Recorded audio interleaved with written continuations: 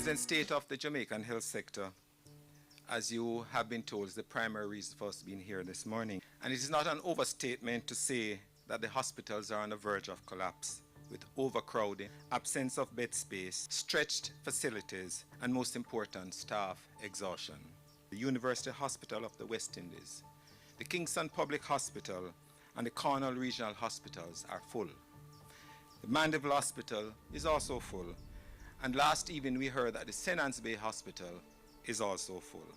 Main operating theatres, theatres 1 to 5 at the University Hospital of the West Indies, are out of commission simply because there's no electricity to run the air conditioning unit.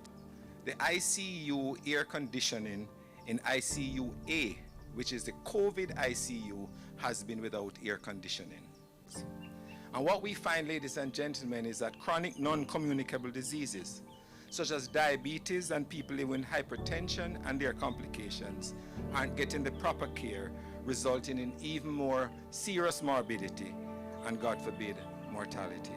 What we have not heard so much are about the challenges facing our frontline workers in the sector and those charged with the administration of the hospitals. And I'll enumerate them.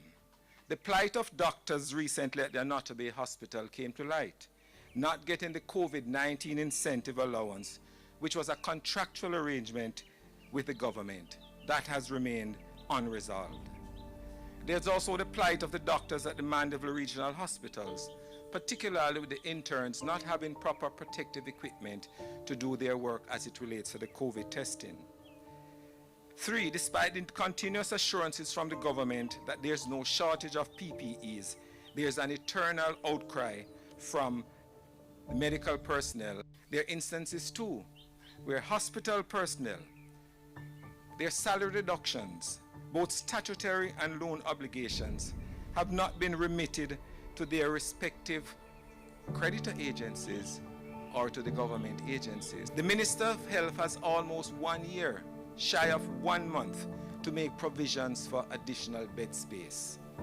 The system has over 300 COVID beds, and the country has been informed that there are field hospitals at Falmouth and St. Joseph's Hospital, and one at the National Church, which is to be relocated to Spanish Town. But after months of waiting, ladies and gentlemen, after months of being told that they are there and they are ready or soon will be ready, only shell is there. Only shells are there, awaiting equipment and personnel.